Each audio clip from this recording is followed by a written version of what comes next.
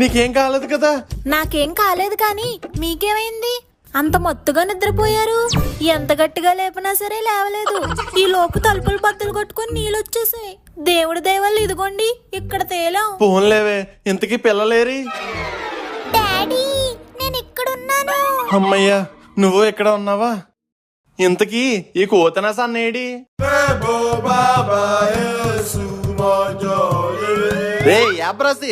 ఓర్వశి త్వరగా పెట్టు.